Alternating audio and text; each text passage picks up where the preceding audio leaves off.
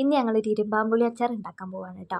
അപ്പോൾ കോസ് ഇവിടെ നിന്ന് ഇഞ്ചി അരിയുന്നുണ്ട്, അനുവാണ് കേട്ടോ വീഡിയോ എടുക്കുന്നത്.